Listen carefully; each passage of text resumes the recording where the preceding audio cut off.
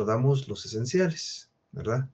Esenciales comunes, los esenciales especiales y los esenciales especialísimos.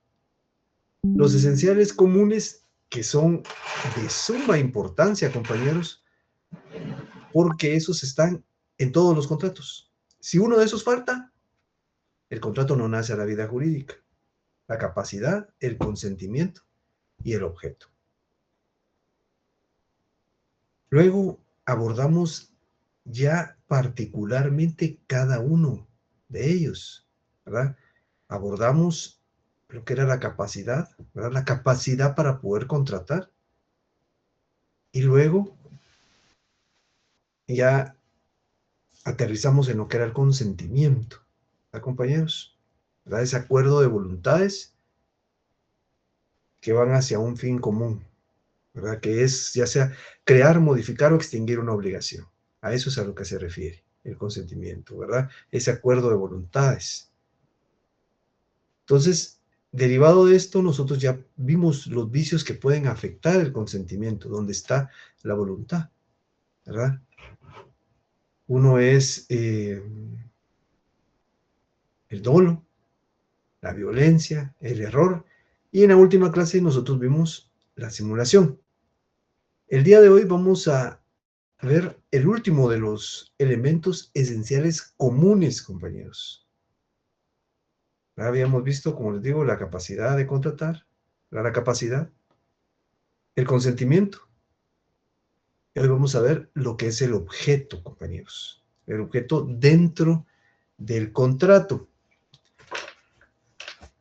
Veamos nuestro Código Civil, compañeros. Veamos el artículo 1538. El artículo 1538 establece: no solo las cosas que existen pueden ser objeto de los contratos, sino las que se espera que existan, pero es necesario que las unas y las otras estén determinadas a lo menos en cuanto a su género. La cantidad puede ser incierta con tal que el contrato fije reglas o contenga datos que sirvan para determinarla. Los hechos han de ser posibles, determinados, y en su cumplimiento han de tener interés los contratantes. Fíjense que esto engloba las características que tiene el objeto. Vamos a platicar ahorita una a una. El objeto, compañeros, muchas veces resulta un tanto como abstracto referirnos al objeto del contrato. ¿Qué es en sí? Para muchos autores es la realidad material, ¿verdad? En torno al cual giran las obligaciones constituidas dentro de un contrato. Pero no siempre es un bien, no siempre es que uno diga, mire, este es aquí hay un bien, lo estoy viendo, puede palparse. No siempre es así. Hay servicios, por ejemplo, que pueden ser objeto del contrato. Conductas que pueden ser objeto del contrato. Mire usted, por favor, le voy a prestar tanto de dinero, pero durante 6 meses, por ejemplo, usted no me va a pagar. Al 7º mes, usted comienza a pagar. Esa es una obligación ahí dentro una obligación de no hacer, una conducta para el deudor de no hacer. Entonces, eso, compañeros, a veces está, como les digo, un tanto abstracto el saber qué es el elemento de el objeto como elemento de un contrato, ¿verdad? Para ponerles un ejemplo muy claro, vamos a celebrar una compraventa. Y en la compraventa vamos a vender una casa o a comprar una casa, depende de cómo lo veamos, si es el vendedor o el comprador. El objeto es esa realidad material, es la casa, ese bien, ¿verdad? Porque en torno a él, a ese bien, se generan obligaciones y derechos. Obligaciones de pagar el precio, derechos de recibir el bien. Entonces, o si lo vemos desde otra perspectiva, el derecho de recibir el pago del precio y la obligación de entregar el bien. Entonces, esto hay que tenerlo en consideración, compañeros, porque, como les digo, aquí es un ejemplo donde nosotros podemos verlo claramente, ¿verdad? Podemos observar claramente que el bien es la casa. Pero supongamos un servicio de sanitización. Esa sanitización que van a efectuar, que van a desarrollar, que van a realizar, que se puso, que fue tan usual durante la época de la pandemia, eso, compañeros, eso resultaría ser el bien. Es un servicio, ¿verdad?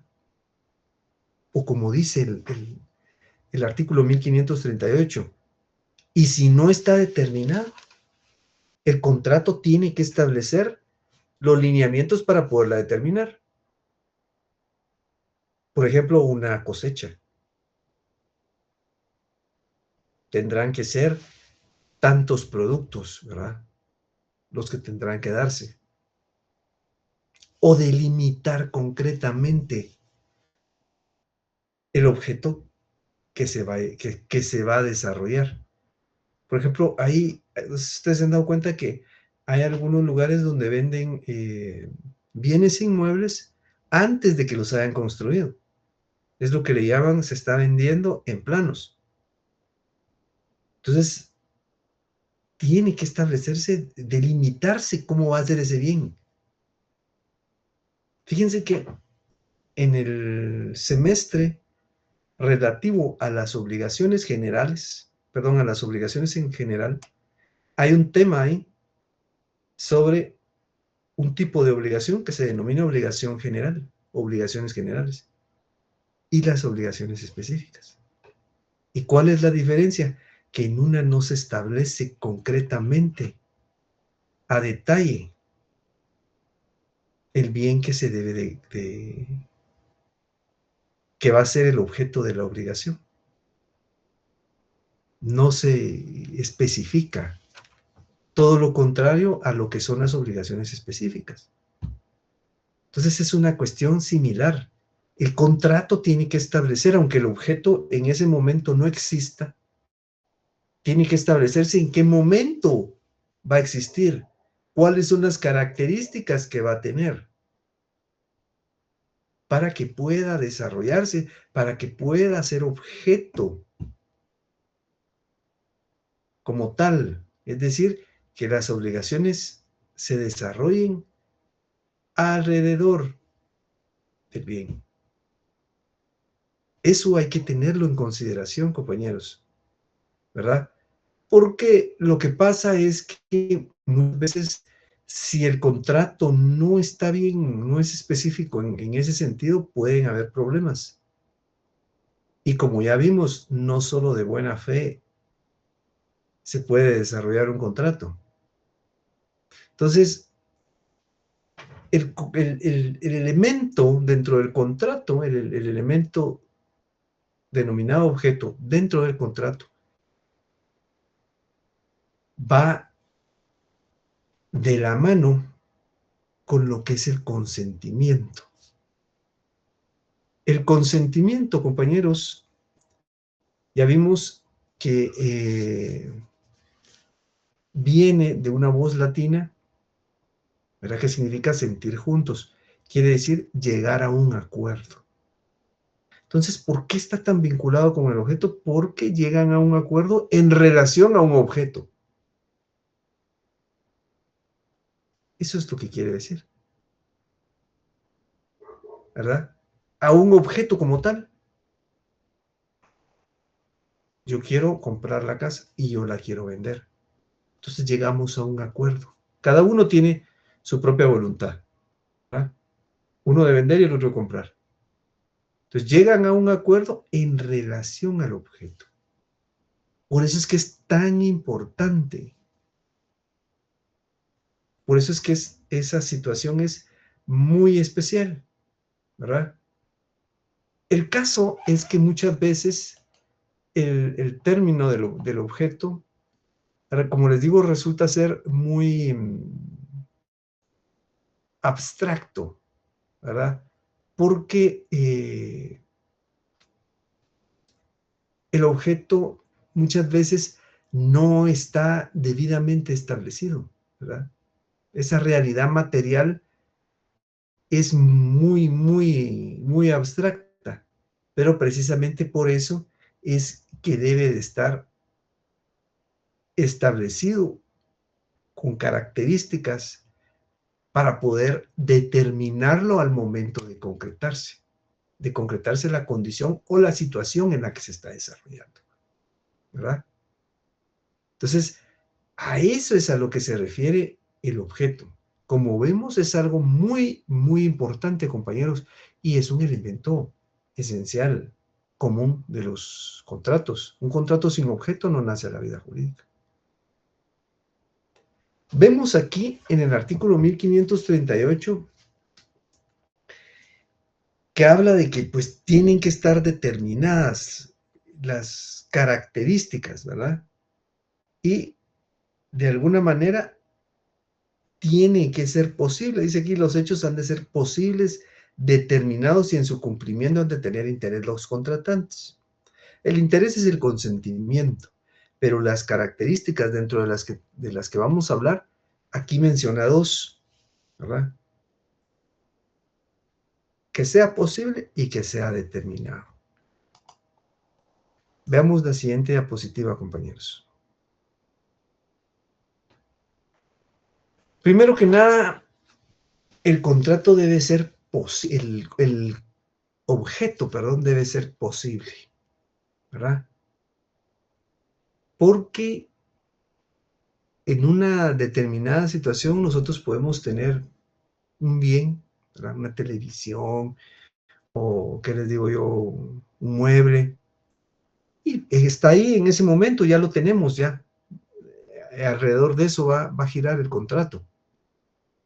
Pero también hay cosas que no están desarrolladas, como ya habíamos platicado, ¿verdad? Entonces, eso, compañeros, tiene que tener un grado de posibilidad, de certeza para que se desarrolle, ¿verdad? Yo en algún momento les platiqué, pusimos ese ejemplo, lo vuelvo a traer a colación porque creo que ilustra de manera muy concreta el hecho de una situación que se presentó a finales de los años 90, a finales del siglo pasado. La mayoría de ustedes es muy joven, no creo que lo recuerden, pero a finales de los años 90 del siglo pasado, se empezó a suscitar una experiencia. Eh, Perdón, compañera, al final de la clase podemos efectuar las preguntas. Entonces, se empezó a presentar una situación en la cual los viajes espaciales empezaron a presentarse. Habían algunos países que tenían la capacidad de poder realizarlos, y había gente que tenía la capacidad económica de poderlos pagar. Y salían brevemente de la atmósfera. Entonces era todo un acontecimiento, toda una... Pero dentro de todo eso, esa situación que se dio, se presentó una situación que llamó mucho la atención, e incluso habían referencias jurídicas por lo que se estaba desarrollando. Empezaron a comentar sobre los terrenos que poseía nuestro satélite natural, la Luna, y de la posibilidad de poderlos vender. En pocas palabras, lo que estaban tratando de hacer era como lotificarla. Entonces surgió el debate en ese momento en varios países. en relación a si eso era factible. Porque si bien es cierto, la tecnología no había avanzado en ese momento y en la actualidad todavía no ha avanzado. Entonces, eso pudiera realizarse. Porque lo que pasa es que vamos a vender un terreno que está en la luna, pero no hay forma de llegar ahí. O si hay, habría que agotar una serie de situaciones de tipo tecnológico y no se puede disponer de él. Entonces ahí, ese objeto, ese terreno, esa delimitación territorial, no puede ajustarse a un contrato porque no es posible. Y eso precisamente lo establece el artículo 1538. Los hechos han de ser posibles. Puede ser que en determinado momento un bien carezca de esa situación, ¿verdad? No es posible, no se puede desarrollar una relación contractual en torno a él porque no existe la manera de poderlo desarrollar. No hay posibilidades de desarrollarlo. Entonces, esta es una característica esencial que tiene el contrato dentro de lo que es el objeto. El objeto tiene que ser posible. No podemos estar desarrollando algo, negociando un objeto, el cual no puede existir, no puede nacer a la vida jurídica. No es posible. Entonces eso acaba con el contrato. El contrato no nace a la vida jurídica. Aunque los otorgantes tengan la capacidad de contratar y que hayan llegado a un acuerdo, ¿verdad? Si el objeto no tiene la posibilidad de nacer o de desarrollarse o de concretarse, el contrato no va a nacer a la vida jurídica. Hay otra situación. Aquí yo les señalaba el artículo 1539. Dice, se prohíbe todo contrato sobre el derecho a suceder en los bienes de una persona que no ha fallecido o cuyo fallecimiento se ignora. Aquí también eso es algo en lo cual no pudiera constituirse el factor de la posibilidad. Si alguien no ha fallecido, no se puede constituir un proceso sucesorio sobre sus bienes, ¿verdad? No se puede hacer eso.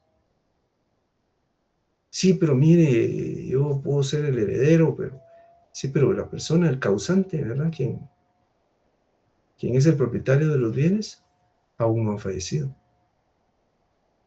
¿verdad? Entonces, eso no se puede, porque en este caso no es posible disponer cuando ha fallecido. Se puede disponer una vez ya falleció y está en proceso el, el, el procedimiento sucesorio, el proceso sucesorio. Ahí sí, aunque el proceso no haya llegado a su fin, sí se puede disponer del derecho hereditario. Pero en este caso, si el causante no ha fallecido, no se puede. Ahí es un ejemplo sobre esta situación. Y eso deviene de la época de los romanos, ¿verdad?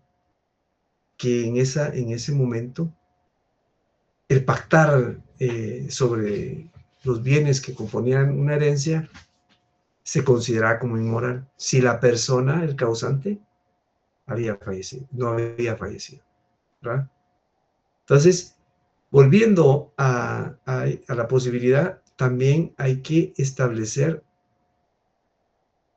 y hay que ver las características y situaciones que van a provocar que el bien se pueda desarrollar o el servicio se pueda concretar.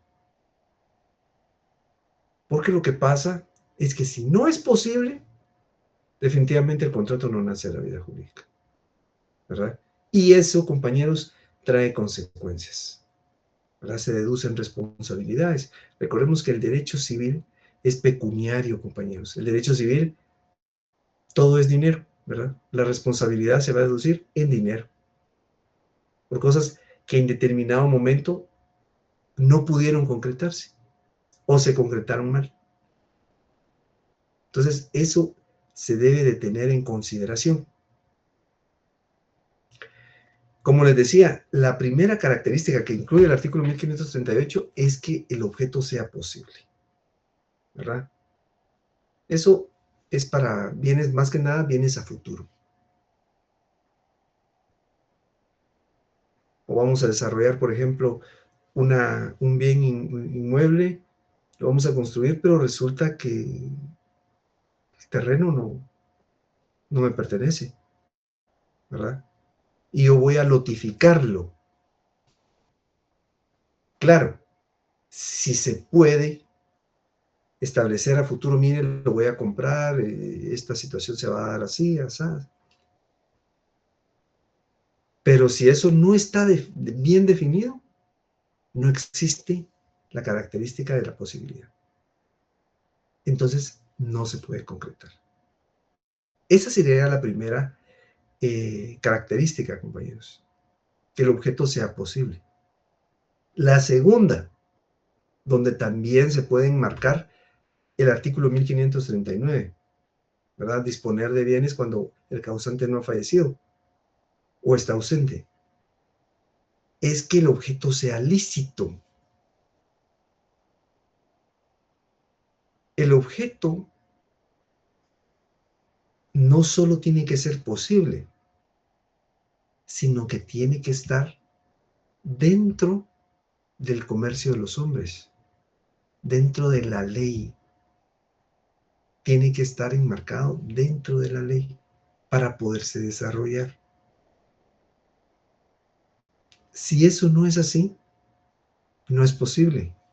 El mismo ejemplo, artículo 1539, porque hay una prohibición expresa en el artículo 1539. Entonces, si las cosas se presentan de esa manera, no solo no es posible, sino que es ilícito, porque la ley lo está prohibiendo. Les pongo otro ejemplo. Resulta que en algún momento una persona viene y va a desarrollar un negocio con narcóticos. Narcóticos o estupefacientes que están prohibidos por la ley. Ahí el objeto está fuera de la ley.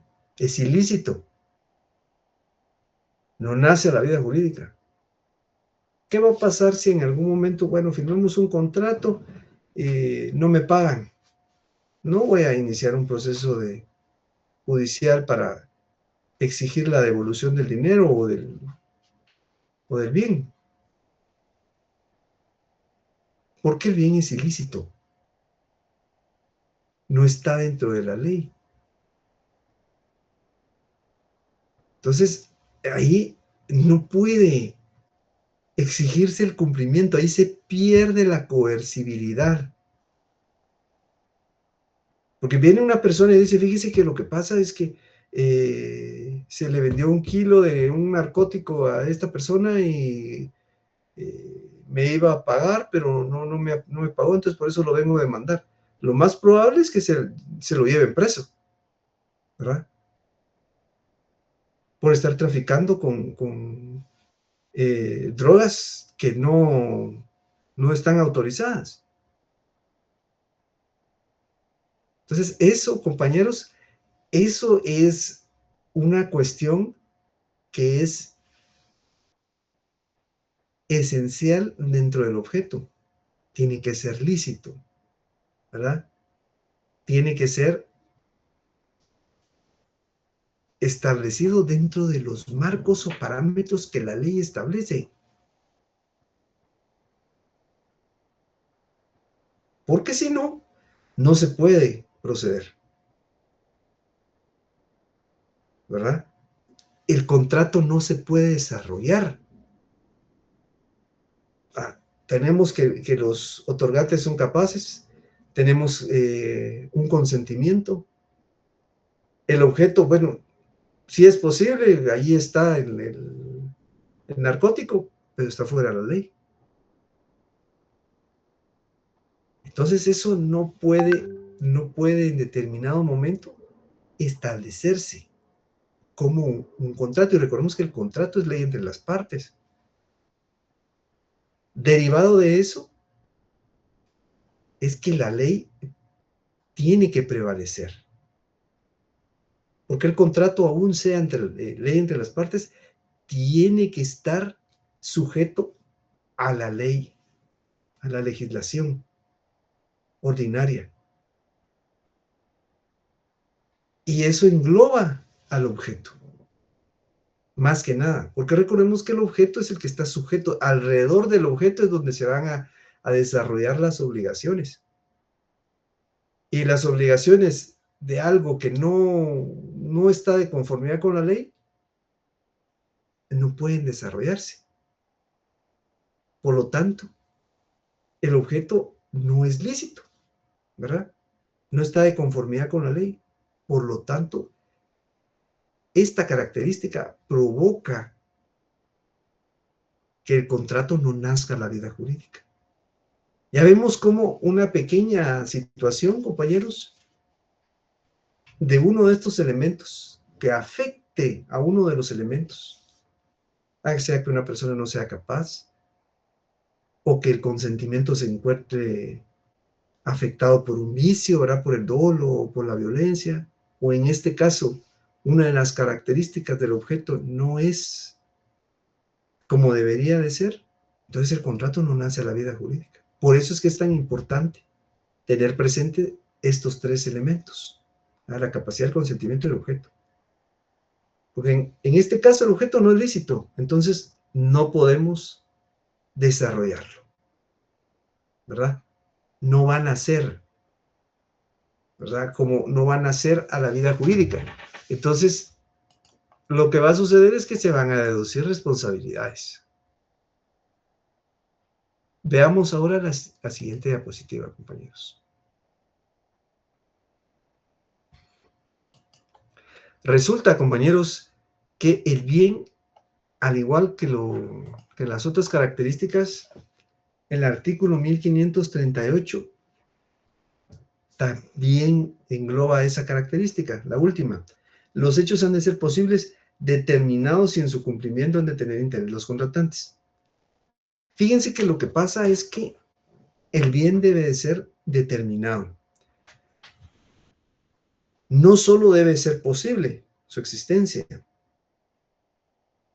sino que debe establecerse de conformidad con la ley, pero tiene que tener los lineamientos necesarios para poder determinarse.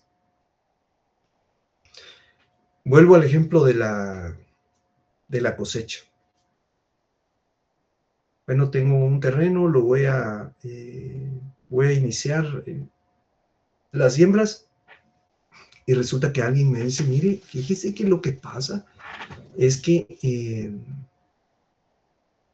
lo que sucede es que necesito que usted me dé tantas unidades de este producto. Bueno, está bien. Pero si no hay forma de poderlo determinar, no hay forma de establecer el bien, ¿verdad? De poder establecer, mire, van a ser 200 tomates o 3000 tomates. Si no hay forma de establecer concretamente cómo se van a obtener, entonces es indeterminado. Y eso puede provocar un problema. de hecho, para los bienes que se van a otorgar a futuro, compañeros, deben de estar debidamente determinados. Por ejemplo, un bien inmueble que no ha sido construido tiene que establecerse las condiciones en las cuales se va a generar, se va a crear y el tiempo en el cual se va a entregar y la forma que va a tener, las condiciones que va a tener el bien, ¿verdad? Por ejemplo, de tantas habitaciones, o tiene que estar debidamente establecido. Fíjense que en algún momento se ponía un ejemplo en relación a que una persona exigía como pago por un servicio un vehículo, pero no se determinaba en el contrato exactamente qué tipo de vehículo y se le pagó con una bicicleta,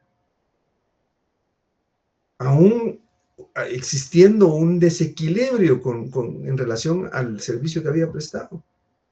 Entonces no se había determinado concretamente. Por eso es que es tan importante determinarlo, para saber exactamente qué es y cómo es. Pues se le puede dar un precio, pero puede ser que no sea exactamente lo que se está buscando. Miren, aquí en algún momento se trasladaba un ejemplo que podía, pues, adecuarse, ¿verdad? Y es el hecho de las ventas que se realizan a través del ciberespacio, que muchas veces aparecen algunas fotos, pero que al momento de recibir el bien no coinciden o no concuerdan. Entonces puede ser que si es posible, puede ser lícito, pero la determinación no es la misma, porque las características muchas veces no coinciden con lo que se está ofreciendo. Entonces, eso es de tenerlo en consideración. Un ejemplo bien sencillo en relación a esta característica es el hecho de que una persona entra a una venta de electrodomésticos y dice, mire, fíjese que yo quiero comprar una televisión que tenga acceso a internet. Así, con mucho gusto. Eh, ¿De qué marca? No sé. ¿De qué tamaño? Tampoco sé. ¿Alguna característica en relación a tecnología? Tampoco sé. Entonces ahí no está determinado. Es indeterminado, entonces no se puede concretar. La determinación lo que otorga, compañeros, es que sepamos exactamente cómo va a ser el bien, qué es el bien, cómo se va a constituir, ¿verdad? ¿Qué es lo que vamos a tener? ¿Qué es lo que se va a adquirir? ¿Qué tipo de servicio es? ¿Cómo es? Por eso es que es tan importante esta característica, ¿verdad? Tenemos que establecer, si no está, si se va a presentar a futuro, tenemos que establecer las circunstancias y cualidades que van a generar la existencia del mismo y donde se va a constituir el valor, para evitar situaciones en las cuales veamos que hay una situación conflictiva, ¿verdad? Porque, como les decía, en un determinado caso, mire, lo que se me dio fue una bicicleta y no se habían calculado tampoco el valor, sino se calculó al constituir el contrato.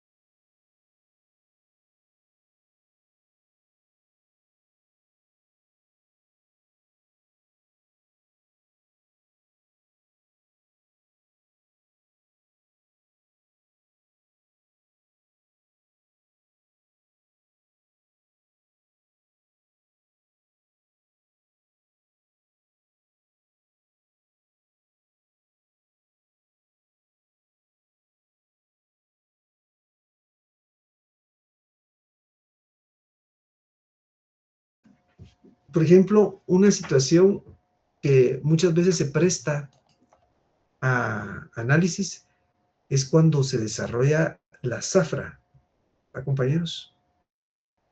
Y hay cosecha de la caña de azúcar.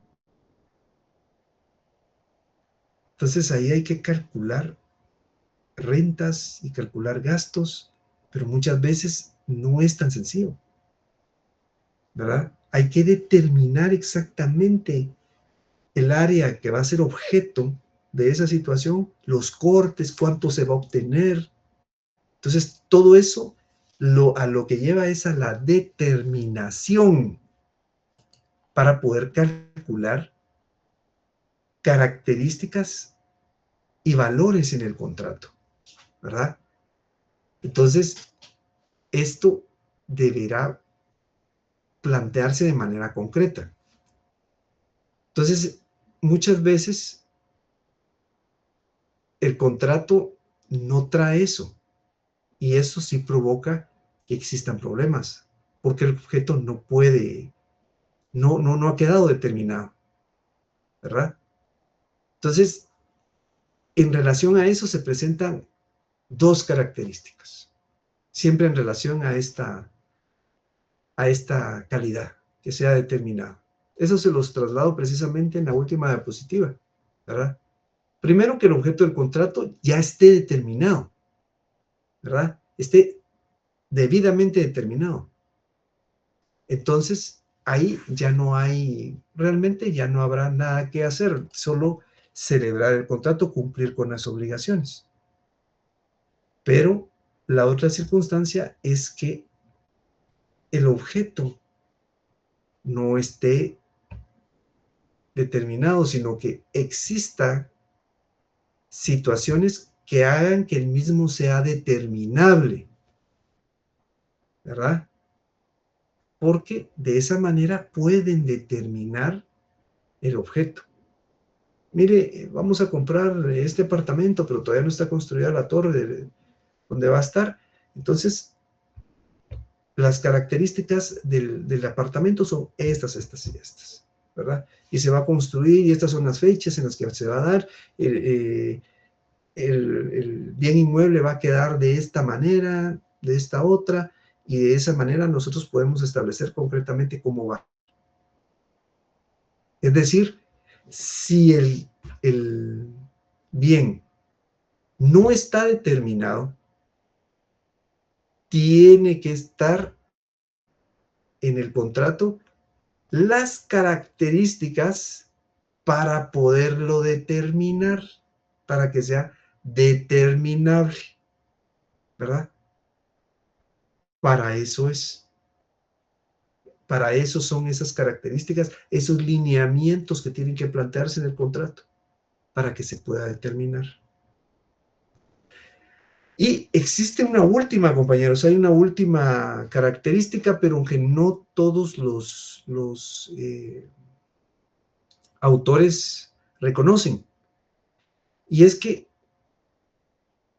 la primera es que sea posible, la segunda es que sea lícito y la tercera es que sea determinado. Pero para algunos autores hay una última característica, y es que esta característica tiene que ver con el derecho civil propiamente, y es que el objeto tenga que ser apreciable en dinero para que pueda desarrollarse, ¿verdad? Recordemos que como es un intercambio, muchas veces tiene que tener un valor pecuniario. Claro, las verdaderamente esenciales son estas que les traslado aquí. Pero, como les digo, para algunos autores también incluyen que sea apreciable en dinero. Pero las esenciales son que sea posible. Si no es posible, realmente contrato desde ahí no nace a la vida jurídica. Que sea lícito, es decir, que esté dentro de la normativa. Y por último, que sea posible determinarlo cuando no está constituido, ¿verdad? Que existan los lineamientos correspondientes para poderlo determinar a futuro. Porque si no, pueden existir problemas, se pueden suscitar problemas, ¿verdad? Si el objeto no es determinado. Recordemos que el objeto también es apreciable en dinero y hay obligaciones y derechos que giran en torno al intercambio que se pueda hacer de él. Entonces, esas son las características y eso es en realidad el objeto, ¿verdad? Como tercer elemento esencial común de los contratos, compañeros. ¿Preguntas, compañeros? ¿Dudas? ¿Alguien había levantado la mano en un inicio?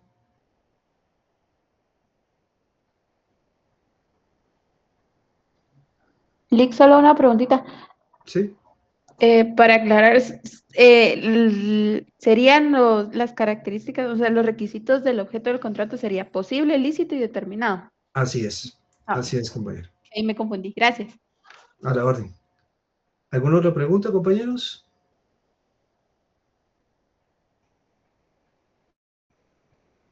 Yo iba a hacer una última intervención, compañeros. Me parece que ya hay fechas para los exámenes, compañeros. Es hasta la otra semana que empiezan, es decir, nosotros esta semana que viene todavía tenemos clases. Entonces, el día jueves, precisamente de hoy en 8, yo les entregaría su laboratorio, compañeros, el cual llegaría por medio de los grupos de WhatsApp, entonces les llegaría a cada uno para que puedan tener el laboratorio, que como les digo, es un resumen en preguntas de todo lo que hemos visto. Muy bien, compañeros, entonces hasta aquí dejaría la clase el día de hoy y nos veríamos el día martes, compañeros, siempre por esta misma vía electrónica y a la misma hora. Que pasen un buen fin de semana, compañeros, un buen descanso. Buenas noches, Rick. Feliz noche. Gracias.